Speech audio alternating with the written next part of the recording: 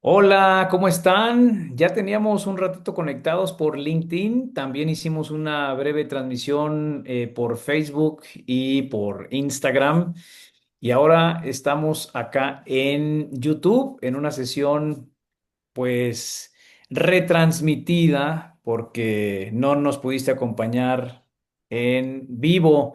Esta es la sesión 84. Estamos iniciando el mes de agosto de 2025 y hoy me da mucho gusto que estés aquí. Te agradezco también si fueras tan amable y si consideras que este contenido ha venido siendo de valor para ti en las otras 83 reuniones, pues que nos regales un like, que te suscribas aquí al canal, que prendas la campanita y estaremos al pendiente de tus comentarios, tus preguntas, tus aportaciones, sugerencias o lo que sea que surja, porque para nosotros son oro puro este tema de hacerte presente, que es lo que nos importa.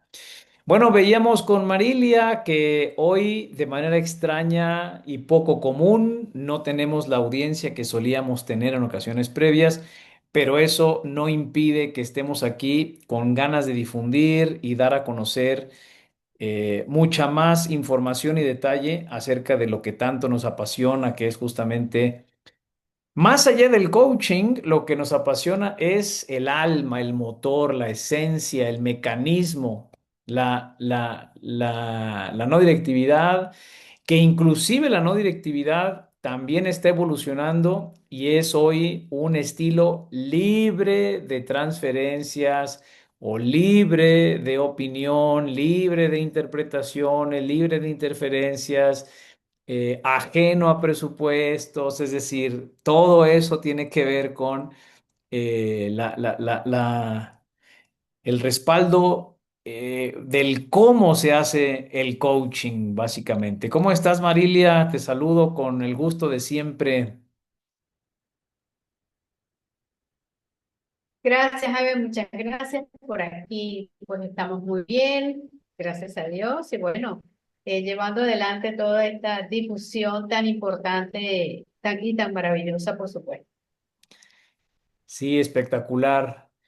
Hoy pensé mucho en el título de esta charla, en la difusión que hice, coloqué una pregunta, bueno, no una pregunta, no recuerdo si fue pregunta o fue una afirmación donde decía, eh, claro, ya me acordé. ¿Por qué en coaching no existen las preguntas correctas? Vi una publicación hace poco donde decía que para ser buen coach necesitas saber hacer preguntas correctas y que por una pregunta correcta puedes hacer una diferencia en la otra persona. Con todo este tema de transformar, de quebrar, de impactar, de que es tan popular en el mainstream y que pues obviamente sabemos que eso en vez de potenciar, transformar, ayudar, lo que hace pues es inhibir, cohibir, ralentizar el proceso de aprendizaje natural orgánico en las personas, ¿cierto? Bueno, y además de que podemos abordar este tema, Marilia, hice una pequeña lámina en donde abordé o escribí algunas frases que durante esta semana llegaron a mí, y que creo que valdría la pena que tú y yo conversáramos acerca de las mismas, a menos que tú traigas un tema en particular que quieras que abordemos en esta sesión 84. Vamos a ver las láminas. Vamos a leer la lámina. Muy bien, muy bien. Perfecto. Pues mira, las láminas o la lámina es la siguiente y la voy a presentar aquí. Bueno, ¿tienes algo que mencionar en relación a la pregunta correcta en coaching? ¿Consideras que sí existen las preguntas correctas? Bueno, por supuesto que ya después de, cónchale, de tener y leer la tesis, la teoría general, pues ahora entiendo y comprendo que eso de preguntas correctas, no va de la mano con el coaching, no va con la esencia del coaching. ¿Por qué? Porque el coach tiene es que seguir al cliente, al coachí, en donde él se está posicionando, lo que él está pensando, lo que él está reflexionando. Eso es extremadamente dinámico. Eso es muy dinámico. No puedes venir con una pregunta correcta o prefabricada o una pregunta con una intención debajo, Ujú, porque, a ver, tendríamos que ver a qué se refiere con pregunta correcta. ¿Correcta para qué?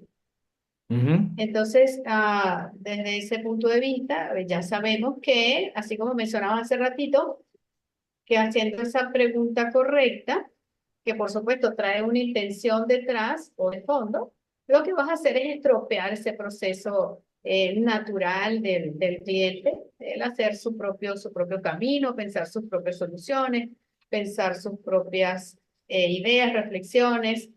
Y bueno, desde ese punto de vista ya comprendo, estoy muy clara de que Sí. no es correcto decir o elaborar o practicar en una sesión de coaching una pregunta correcta.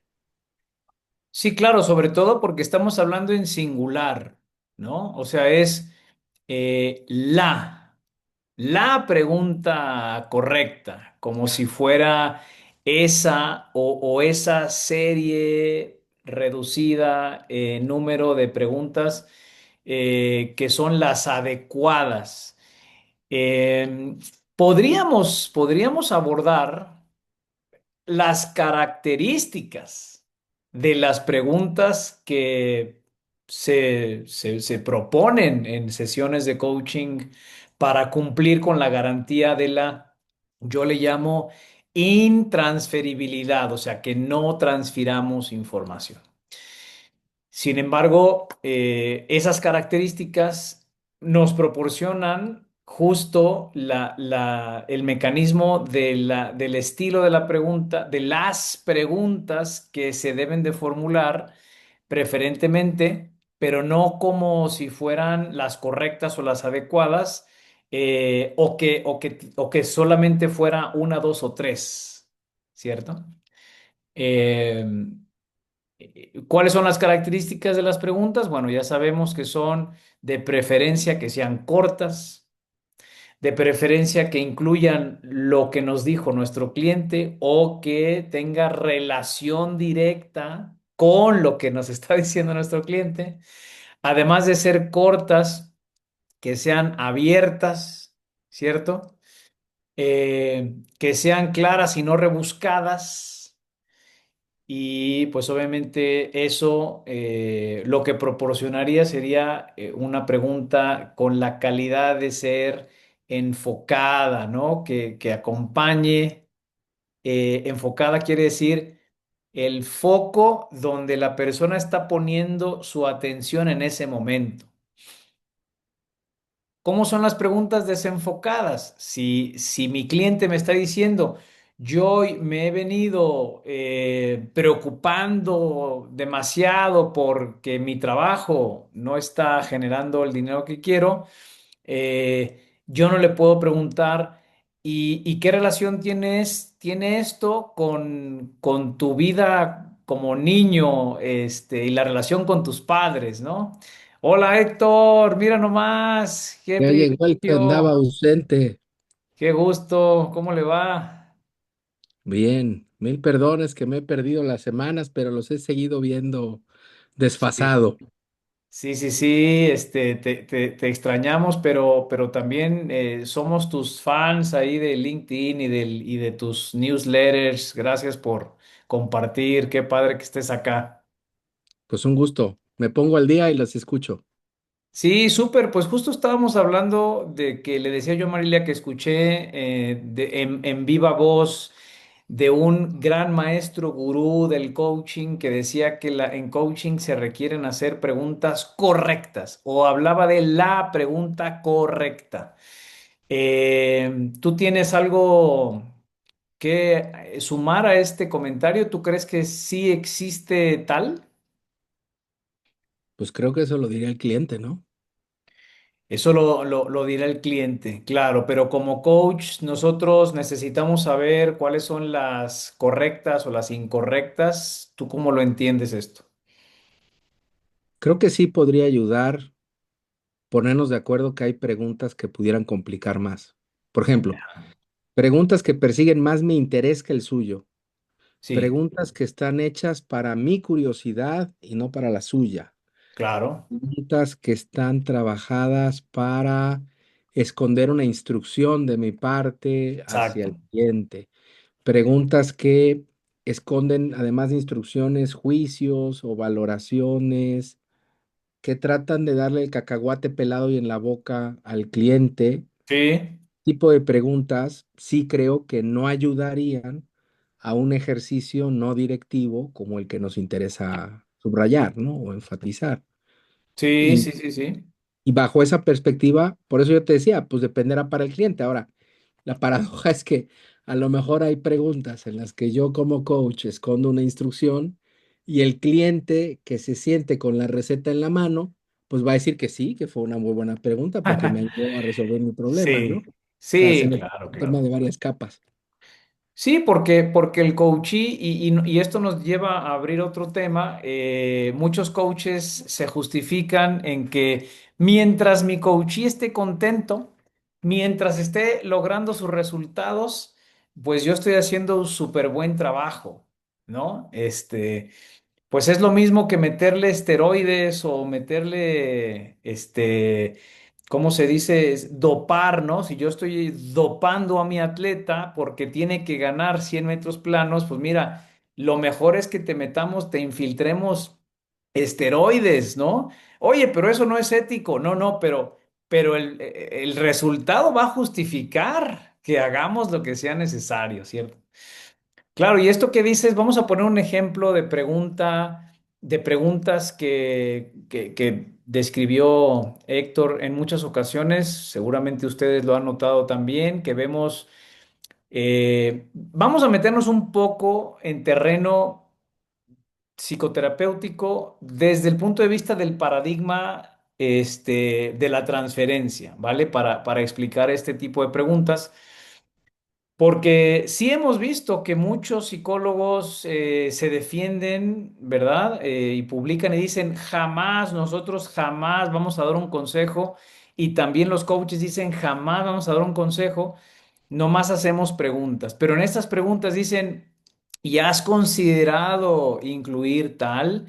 ¿No te has dado cuenta de tal? ¿Y qué pasaría si ves por aquí? ¿Y acaso no tendrá relación con tal? O sea, todas esas desviaciones del foco de atención del cliente puesta entre estos ganchitos, ¿no? Son preguntas tendenciosas. Eso es a lo que te referías, ¿no, Héctor? Sí, porque van marcando el ritmo que yo considero que debe tener la conversación. Y otra vez el foco está sobre el coach y no sobre el coachee. Ahora, Claro. escuchándote, me surge aquella clásica de cuando el cliente dice, es que no sé por dónde. Y Exacto. uno de los recursos que regularmente se manejan es, ¿y si lo supieras? Ajá, Es exactamente. una Si lo pregunta que trata de supieras, ponerle un marco de mirada diferente. claro, claro. La ¿Qué es lo reflexión que no sería, ¿qué tan sabes? directivo es? Y si lo supieras, porque a veces hay cosas que no sabemos, que no vamos a saber. No Sí, sé. sí. Bueno, en esos casos, y aquí vamos a dar gratuitamente, como lo hacemos siempre, una posible alternativa a ese tema que, que nos lleva también a otro. Ahora pongo la lámina Marilia, ¿eh? Ahí vamos, ahí vamos. Pero a lo que nos lleva el tema es que una de las principales quejas por las cuales los coaches creen que necesitan ponerle apellido, ponerle técnica, herramientas, etcétera, es justo esa etapa en la que el coach dice, ¿cómo me dices ahora, faltando 15 minutos para terminar la sesión, que no sabes? No, no me hagas esto. Entonces el coach se angustia y dice, maldita sea, ¿qué voy a hacer para empujar a que mi cliente sea capaz de engendrar o engendrar ideas propias, ¿no? Y justo lo que nosotros tenemos que asimilar como coaches es esta idea de la epoché, de poner entre paréntesis nuestros prejuicios, de soltar como buenos budistas, desapegarnos del resultado, desapegarnos de nuestra necesidad de que algo se logre en particular, porque todo tiene que ver con la responsabilidad del cliente, pero sí, cuando dice no sé, coaches, no se me alteren, ahí es respirar conscientemente, tomo una respiración profunda y vuelvo a decirle a mi cliente, vamos a hacer una recapitulación. Vamos a ver hasta dónde hemos llegado en esta sesión con relación al objetivo que venías buscando. Entonces, en esa, digamos, recolección de lo hasta ahora experimentado o expresado, va a ocasionar que la dinámica interna de integración o justamente esa dinámica, naturaleza y estructura del componente tácito trabaje por sí mismo, sin que yo como coach tenga que preocuparme por, chin, tengo que meterle aquí algún boost, alguna palanca de Arquímedes o lo que sea. No, no, no, no, tranquilo. Repasemos, vamos a sacarlo de ese momento crítico a la persona y nos podemos regresar a lo que ha venido ocurriendo en la sesión o en las sesiones inclusive previas si no es la primera, ¿no? ¿Esto hace sentido, Héctor, Marilia? ¿Podría funcionar? ¿Les ha pasado? Sí, yo creo que rompe también con lo que decías, ¿no? No vamos a obtener un producto por cada sesión.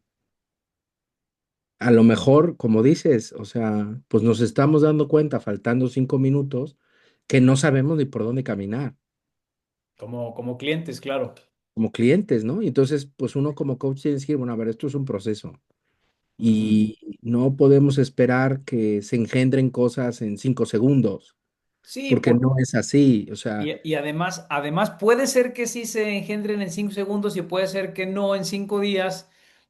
Pero como esto es un proceso orgánico, como y eso se es pierde. el aprendizaje es natural, justamente nosotros no tenemos que, como bien dices, tener la fórmula para que antes de que se vaya, se tiene que ir con la solución, ¿no? Perdón. Sí. Sí, creo que romper ese paradigma también ayuda, ¿no? O sea, no tengo que encontrar un producto concreto por cada sesión, no tengo que tener un plan de acción completamente definido por cada Sí, ocasión, ¿no? Eso exacto. Y también claro, y sobre nos todo, libera. y sobre todo que hay esos momentos en donde te ofuscas, te cierras, se te oscurece el panorama, te tensas y esa tensión ya no ayudó, ¿no? Es como cuando se te va una palabra de la mente y entonces tratas con todas tus fuerzas de recordarla y entre más te esfuerces en recordarla, menos la vas a recordar hasta que sueltas y luego, ¡fum!, solita aparece 10, 15 segundos después, ¿cierto? Claro. Bien, bueno, pues justamente empezamos hablando de la pregunta correcta. No hay pregunta correcta. Para el coach solo hay una serie de características que hacen las preguntas adecuadas para garantizar un modelo de acompañamiento libre de transferencias. Bien, perfecto. Bueno, yo le decía a Marilia, Héctor, que tengo una lámina de algunos comentarios que me hicieron o que escuché de parte de personas que están en este mundo y voy a compartir pantalla para verlas entre nosotros y comentarlas si les parece bien.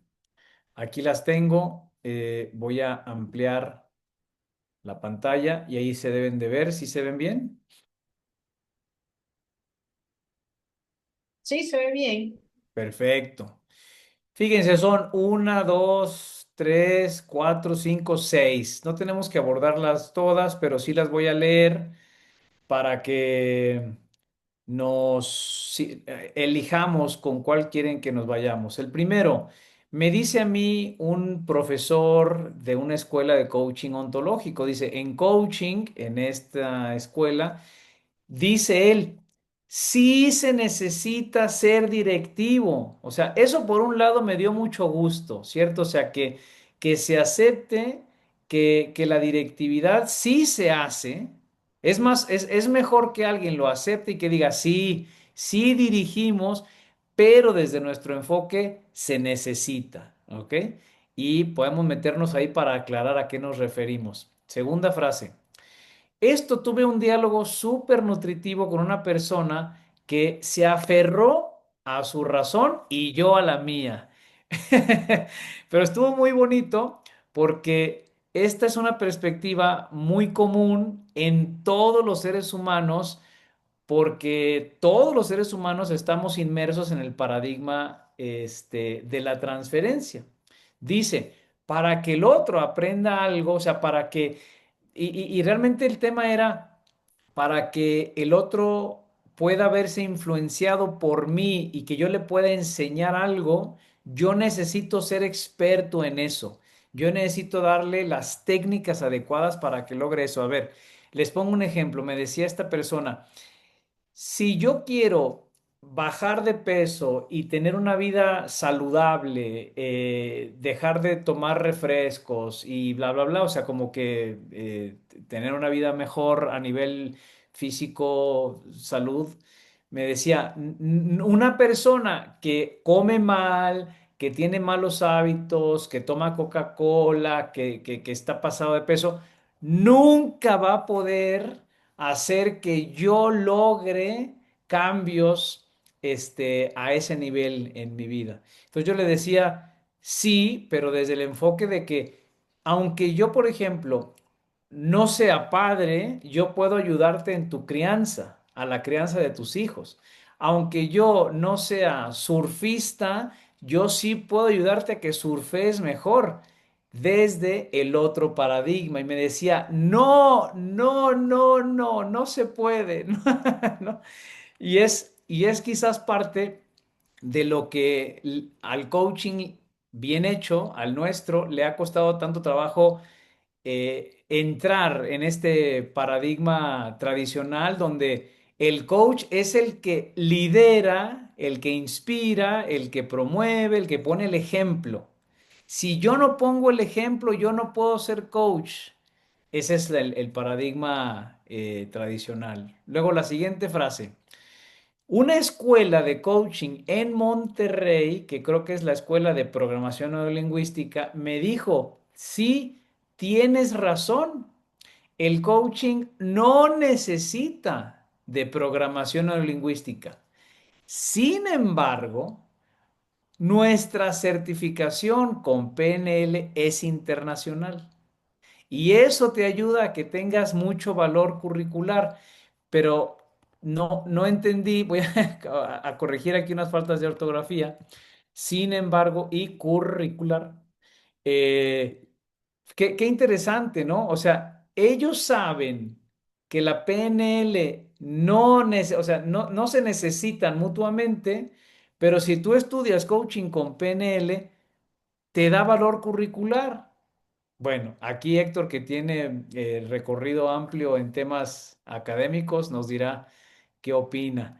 Y luego otra escuela me dice, enseñamos tanto las propuestas de Tim Galway y John Whitmore y al mismo tiempo, en la misma formación, enseñamos las tesis o las propuestas teóricas de Rafael Echeverría y de Julio Olaya. Bueno. ¿Por qué sí se puede? ¿Por qué no se puede? ¿Dónde está aquí la coherencia o incoherencia?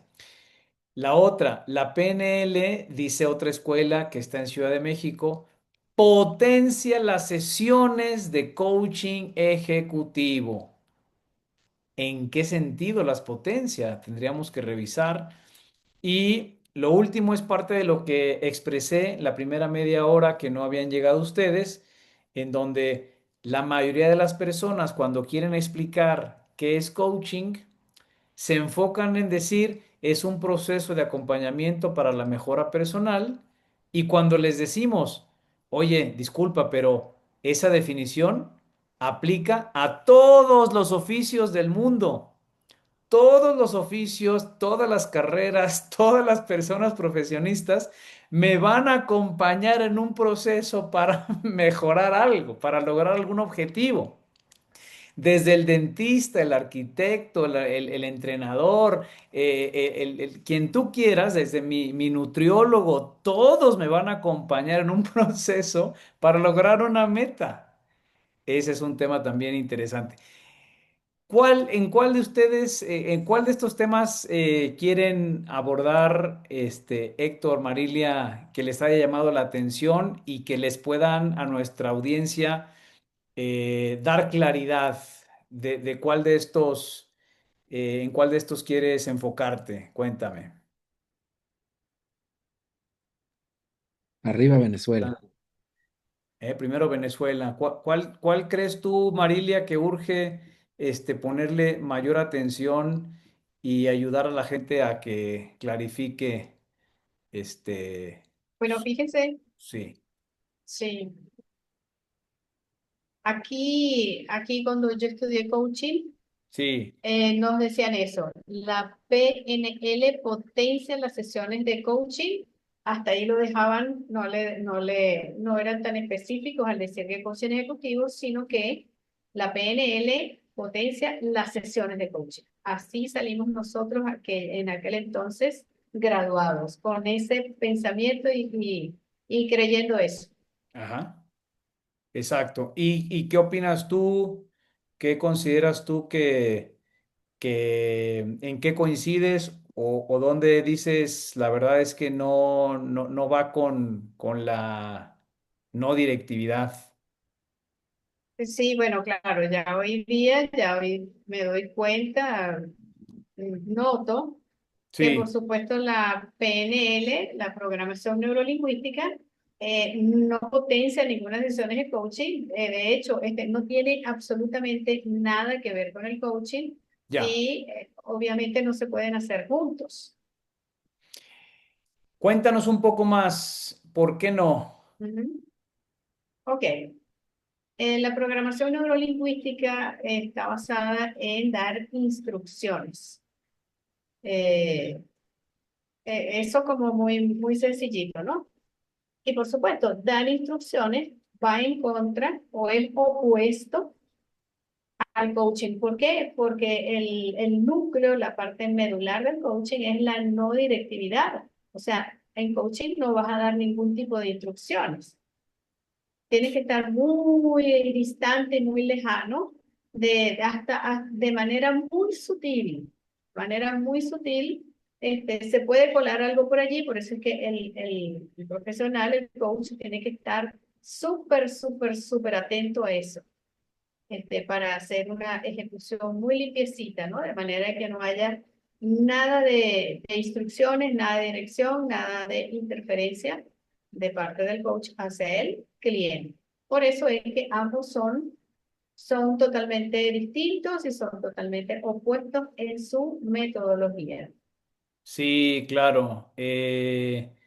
En eso creo que estamos de acuerdo. Es decir, la programación neurolingüística necesita imperiosamente, o sea, no puede aparecer si no es una propuesta de parte del coach.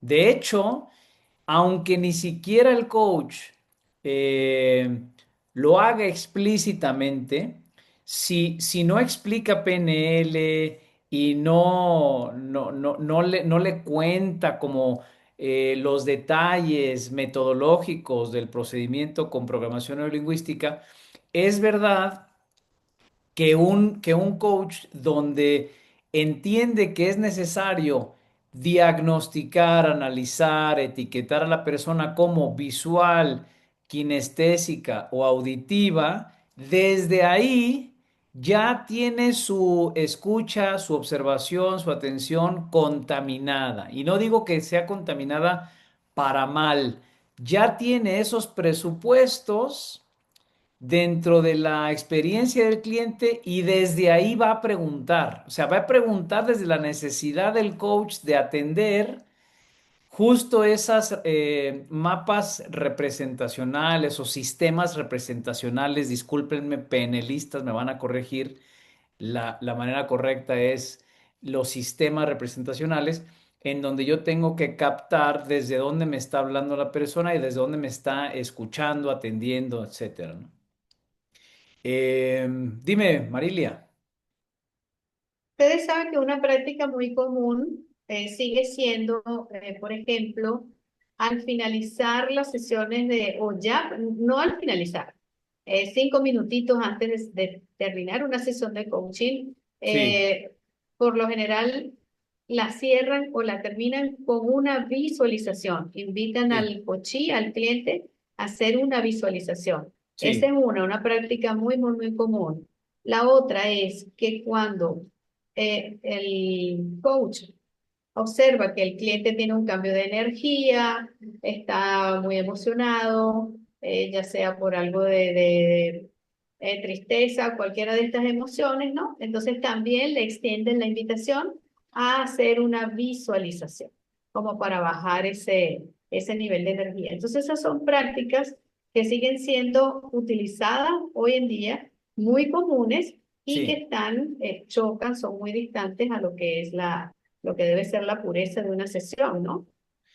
Sí, y ese es el tema justamente, que cuando alguien que hace más importante un tipo de escucha basado en los presupuestos de la PNL o en los hallazgos que se demostraron en la PNL, entonces la persona ya no está vacía de contenido, sino que quiere usar su contenido en mezclarlo con el contenido de su cliente, justo. Vale, una aportación más antes de pasar con Héctor y preguntarle cuál de las frases le parece interesante que discutamos. Hay 7 principios en la programación neurolingüística. Y estos principios se supone que son infalibles, que son verdades, pero quiero demostrar uno de ellos como no puede ser verdad y desde que uno de tus principios ya no es verdad, ya tenemos un problema en la estructura. El principio número 3 dice, si una persona puede hacerlo, los demás también pueden. Es decir, si alguien ya logró algo, quiere decir que yo también lo puedo lograr. ¿Será cierto? ¿Será cierto que si Michael Jordan ya rompió todos los récords de la NBA, entonces yo a mis 49 años y con mi 1,70 de estatura, también voy a romper todos los récords de la NBA igual que Michael Jordan? No, no, no, no, no. Es que no estás entendiendo de qué se trata. Bueno, lo que pasa es que si dejas a mí la interpretación de los principios y yo estoy viendo que no aplican, algo en tus foundations, en tus pilares, en tus cimientos, no está bien atendido. Ese es el tipo de situaciones que hacen ambiguo los principios metodológicos o sistemáticos de las propuestas de transferencia. Échale, mi buen Héctor, ¿cuál te gusta? ¿Qué frase te gustaría abordar? Bueno, creo que el tema de la PNL es muy interesante, ¿no? Porque sí es Sí, eminentemente directivo. Con eso voy al argumento de no necesita de PNL, sin embargo, nuestras certificaciones internacionales eso tiene mucho para eso es marketing sí, y eso claro. es una estrategia comercial y venta, ¿no? Incluso Claro. te diría que ni siquiera académicos, eso es marketing. Y está bien, ¿no? Ellos venden algo y están tratando de venderlo bien. Lo que se aplaude es que dicen que no se necesita. O sea, ok, Sí, sí, sí. gracias. Pero pues le ponemos algo más. Es un Sí, asunto de empaque, ¿no? Cómo empaquetas el producto que vendes. Pero yo me quedaría con la segunda que tú decías, ¿no? Sobre la sí, coherencia de vida o la coherencia en el tema. Y creo que esa frase puede venir por la confusión que hemos platicado en conversaciones previas de la sí, confusión entre el coach y el mentor. sí, Si yo busco un mentor, pues busco que sí sea una vaca sagrada en el tema que me interesa, porque quiero aprender de su experiencia, ¿no? Es decir, es conectarte con un tema de transferencia, como tú lo has dicho. O sea, yo quiero que él me transfiera el conocimiento que tiene que le ha servido Claro, para algo, ¿no? Y habíamos dicho, y hemos dicho que es válido, ¿no? O sea, si la gente quiere trabajar con un mentor, adelante. claro, Pero, claro, claro. pero este principio aplicaría para eso. O sea, para que el otro aprenda algo de mi experiencia como mentor, pues efectivamente yo debo saberlo primero, porque tengo que empaquetarlo para entregárselo. Pero a mí me quedo pensando en lo que Aristóteles decía. Sí. Busqué esta frase que es muy buena. Enseñar no es una función vital Ujú. porque no tiene el fin en sí misma. La Mm, función vital es aprender. ujú. Entonces, para Aristóteles no hay mérito en el que enseña, hay mérito en el que aprende. No es el esfuerzo de enseñar, es el esfuerzo de aprender. Y ese esfuerzo está del lado de quien nosotros queremos acompañar en un proceso de coaching. Entonces, me Claro. parece que Aristóteles podría ayudarnos a responder esa segunda, ¿no? Para que el otro aprenda algo, tú debes saberlo primero. ¿En qué contexto? Mentoría, totalmente de acuerdo. Formación universitaria, totalmente de acuerdo, ¿no? Porque del mentor Y buscas hasta, competencia, y hasta la buscas edad, ¿no? autoridad, ¿no? Sí, sí, sí, y hasta la edad, o sea, no, nosotros tampoco podemos decir que, que coaching le va a servir a todos porque a un niño de 2, 3, 4, 5 añitos no puedes aplicarle no directividad porque apenas está queriendo formarse y entender y para eso necesita muchísimo más guía de lo que un adulto podría quizás requerir, ¿no? Ujú, Exacto. Bien. Claro, y esto que dices que me parece hermosísimo de Aristóteles es parte del mensaje que muchos de los grandes influyentes de la educación no tradicional a nivel internacional han querido propiciar.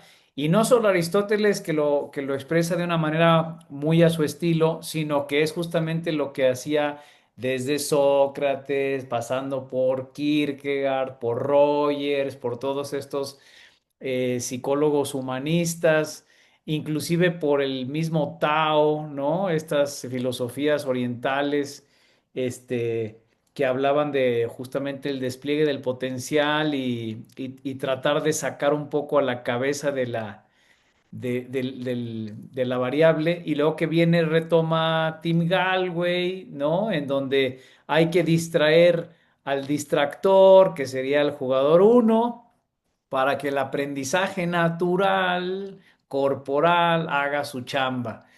Y yo creo que esa es la parte que cuesta más trabajo en todos los niveles, este, aprender o entender que el aprendizaje no depende de quien enseña, ¿verdad?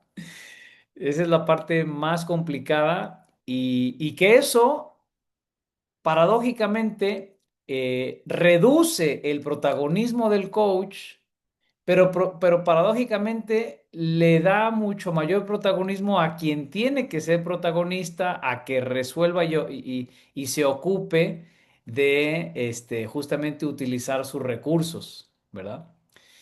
Y que eso no es fácil entender porque se supone que nos están contratando para que el otro logre algo que no ha logrado, ¿verdad? La semana pasada me tocó ser parte del equipo de entrenadores de equipos de fútbol en un torneo internacional y se me hace muy curioso y lo pongo como ejemplo que a partir de que yo he estado muy familiarizado con la no directividad, yo soy de los entrenadores deportivos que menos grita para ubicar a su gente dentro o fuera del campo. Y que eso se ve como algo inusual, raro y hasta malo. ¿Por qué? Porque se supone que el buen entrenador deportivo, ¿no? Tiene que gritar, tiene que decir y tiene que sonsacar y tiene que regañar y tiene que... Y digo, a ver, desde mi lógica, si yo que he estado dentro del campo y todos hemos estado practicando algún deporte, si alguien me está gritando, ¿cómo me voy a relajar? ¿Cómo voy a disfrutar? ¿Cómo me voy a concentrar? A menos que no me molesten, si acaso una u otra intervención muy puntual, pero yo tener a alguien que me esté duro y dale con indicaciones, con instrucciones, con gritos, pues eso justamente va a provocar que yo no rinda tanto. Y eso es quizás hasta contraintuitivo porque sentimos que si no le grito mi chamba como profesor, no está bien hecha, ¿no? Y eso ocurre en todos los niveles, a nivel directivo, a nivel liderazgo, a nivel gestión, a nivel lo que quieran, ¿no? ¿Qué opinan?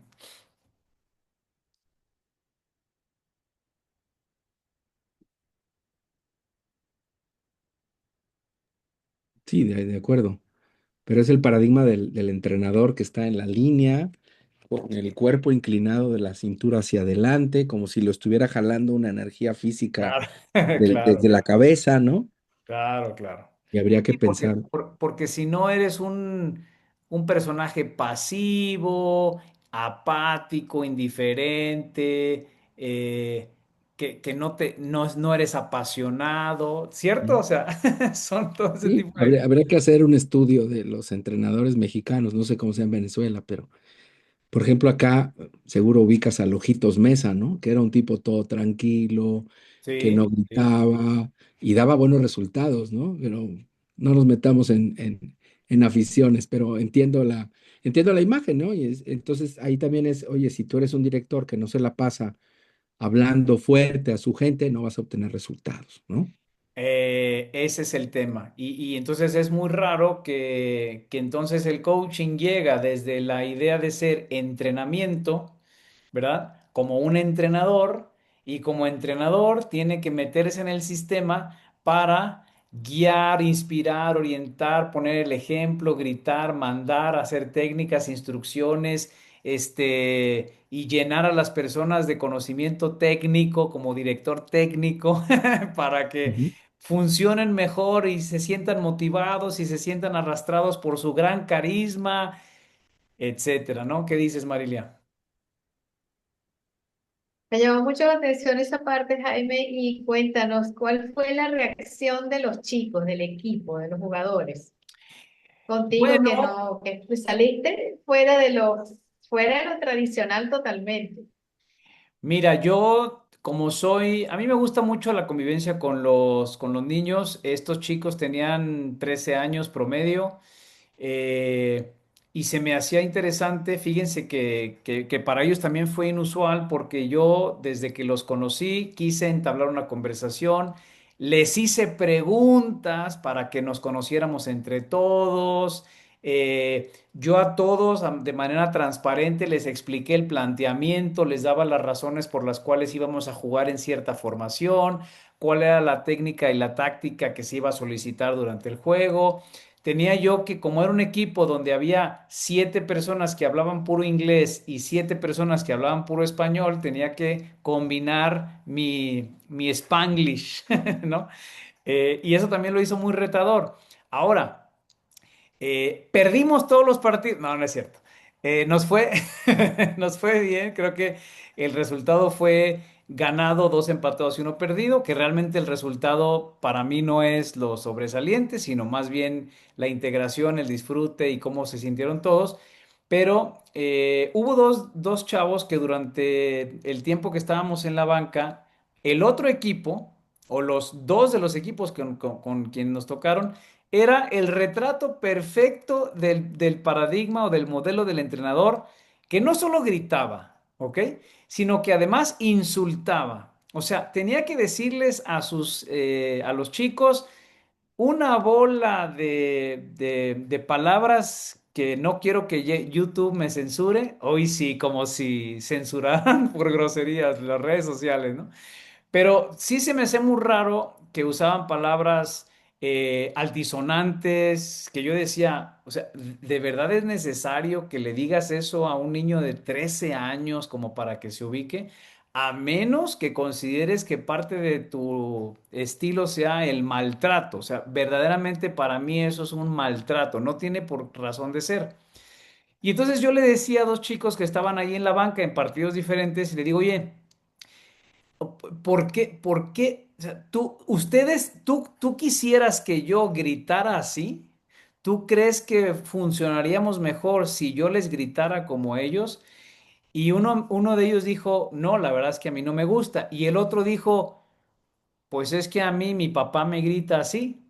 Entonces yo ya estoy acostumbrado. Entonces, esa es la tendencia natural en donde si quieres que alguien mejore, tienes que machacarlo con gritos, con regaños, con imposición de palabras altisonantes.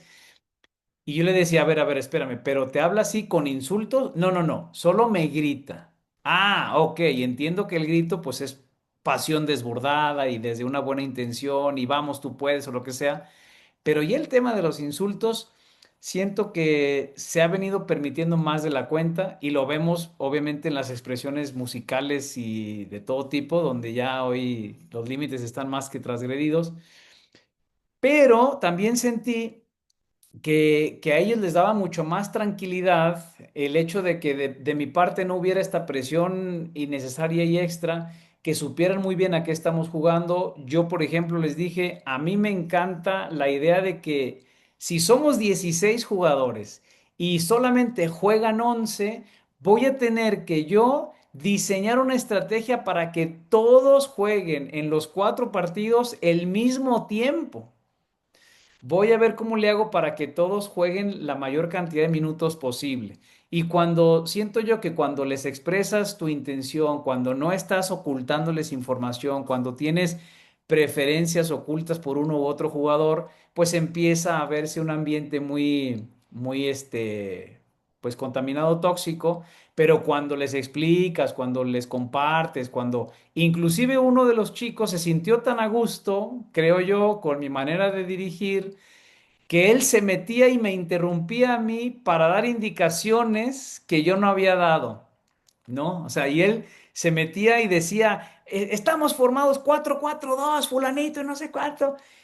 Y yo siento que si yo todavía estuviera en el paradigma tradicional, le hubiera dicho, ¿quién te crees tú como para venir y dar órdenes encima de mí cuando yo aquí soy el que sé, ¿no? Al revés, yo le agradecí porque yo tengo que demostrar que no sé todo, que vengo a aprender y que obviamente hay cosas que probablemente le hagan más caso a él, que es su compañero, que a mí, que los tengo de conocer poco, ¿no? Pero tampoco es fácil porque yo sé que eventualmente algunos de los niños o papás o profesores van a decir que no tengo el espíritu deportivo para saber dirigir a un grupo de niños que necesitan mano dura, que necesitan imposición, que necesitan grito, porque culturalmente es lo que se hace, ¿no? Gracias por la pregunta. Hablamos aquí del mainstream versus otra manera de ayudar, ¿no?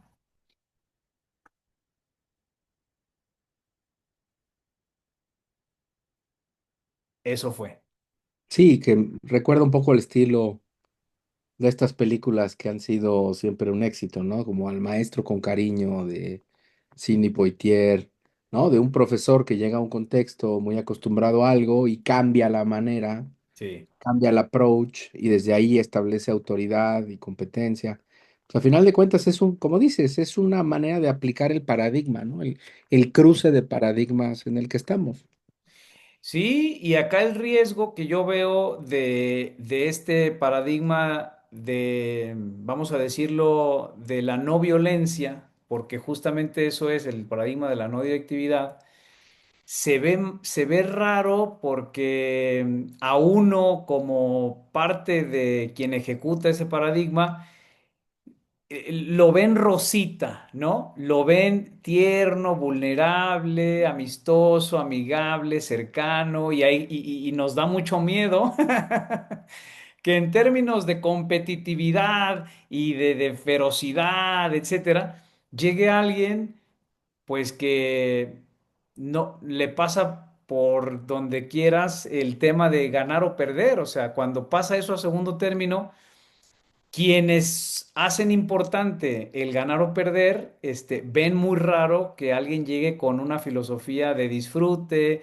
de, de compañerismo, de hacer más importante la diversión, que el vencer, ¿no? Como tal.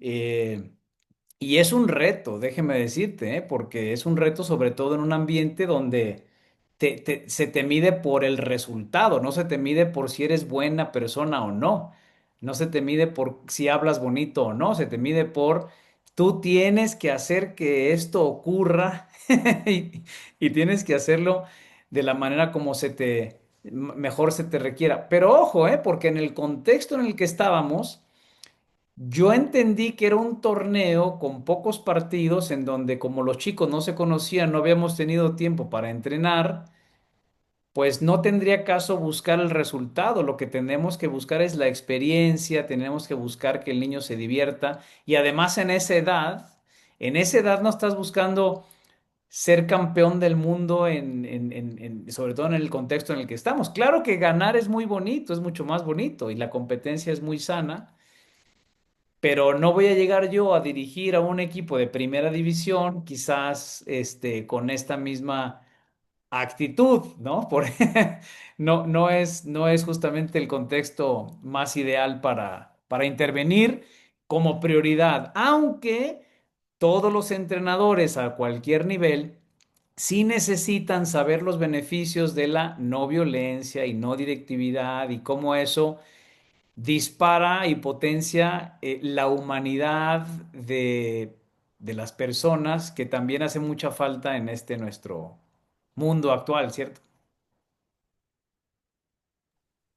Jaime, me hiciste recordar eso lo de la no violencia, el principio de la no agresión, ¿verdad? Ujú. Que ahí está enmarcada la ética, pues, con el principio de no agresión dentro de lo que se conoce como el derecho natural. Es decir, cuando yo reconozco de que no me gusta que me agredan, entonces yo tengo que reconocer que a mí igual, a ti, a Héctor, a todos mis congéneres, seres humanos, pues no los debo agredir. Entonces, Así es. a- eso es el principio también para las relaciones humanas, por supuesto, basadas en ética, y esto viene también amarradito, enlazadito, así como una cadenita con los principios rectores del coaching, ¿no? Conciencia, libertad, responsabilidad, confianza, compromiso y coherencia. Me parece bellísimo que todo esto está casado con la ética, ¿no? Y bueno, eso. Sí, exacto, exacto. Y ahora, si te metes en temas de ética, Marilia, eh, las profesiones todas se supone que tienen sus códigos de ética. El tema aquí a plantear es que, por supuesto que sí debe haber regulaciones. ¿Qué pasa con el coaching en temas de ética? Que todos los coaches se les proporciona un código en donde dice, pues que si hay que ser buenas personas, hay que hacer bien tu trabajo, hay que tener buen trato, perfecto.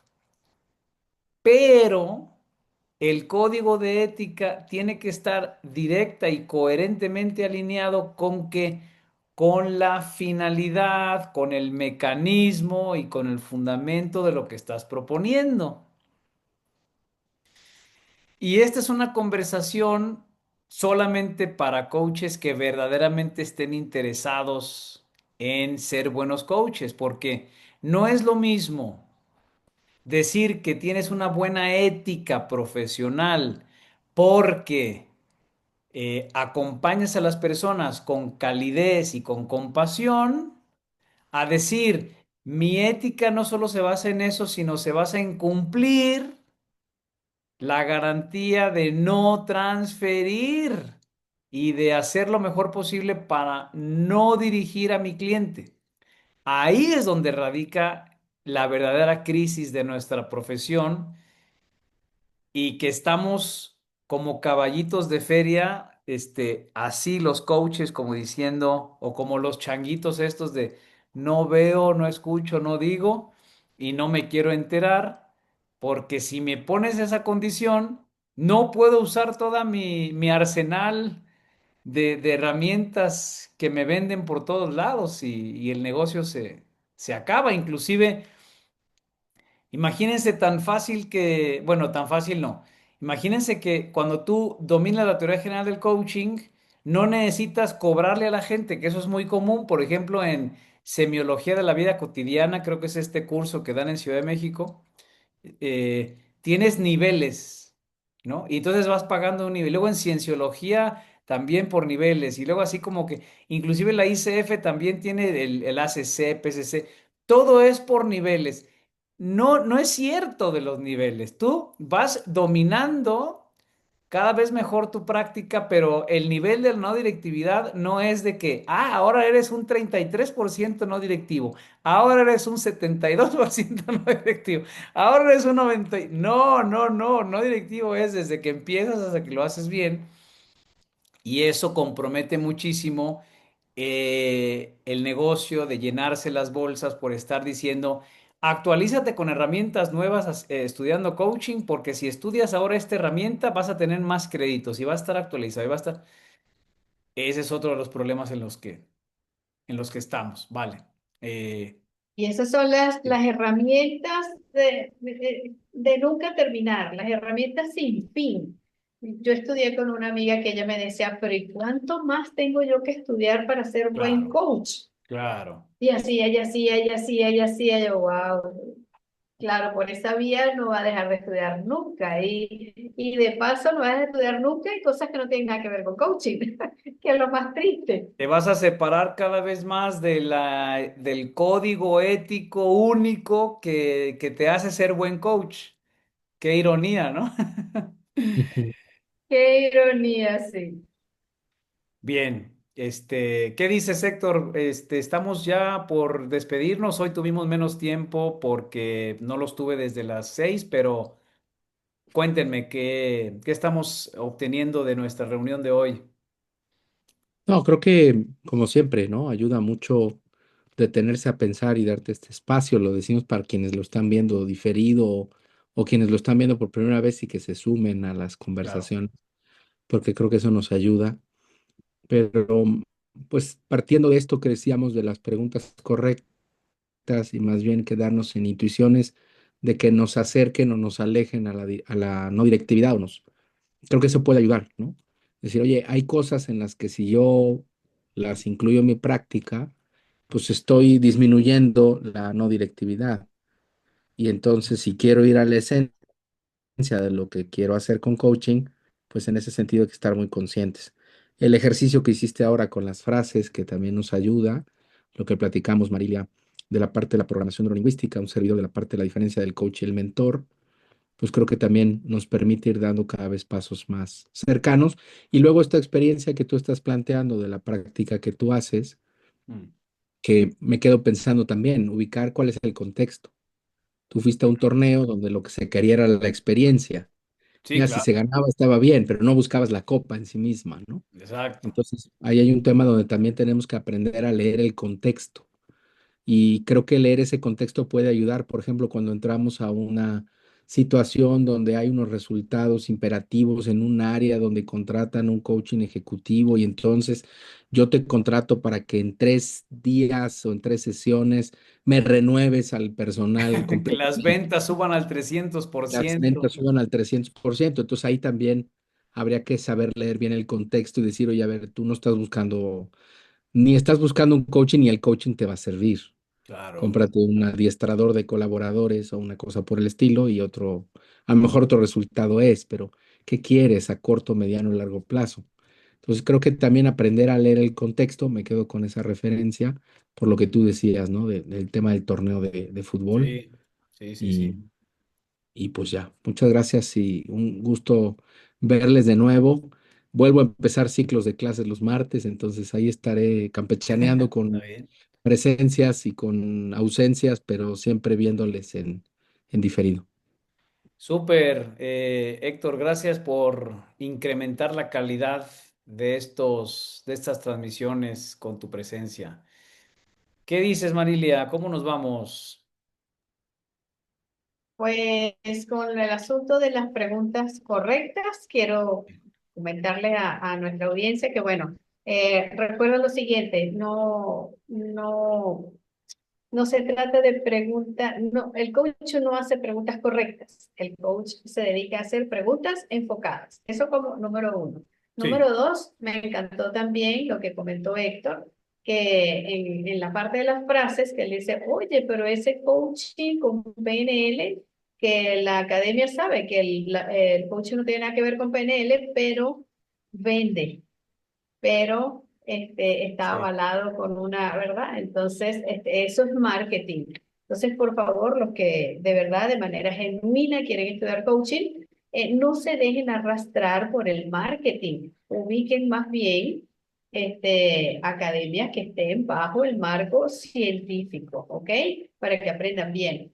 Y para cerrar, el tema, bueno, que me lo trajo Jaime ahorita, lo de la ética, ¿no? Sí. El núcleo central del coaching es la no directividad.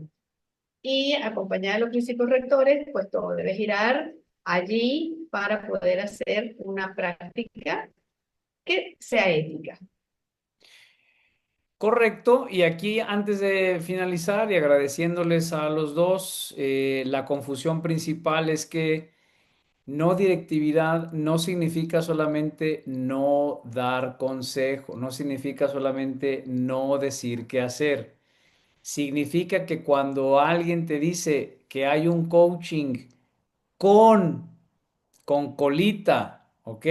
O con marca, es decir, que tiene complemento adelante o atrás, por ejemplo, Action Coach o Coaching con PNL, hacen más importante el complemento que al coaching. Cuando tiene complemento, es directivo y no hay discusión ahí. Bien, gracias nuevamente. Entonces, chicos, pasen una gran semana, inicio de mes. Difundamos el mensaje y que se sigan divirtiendo.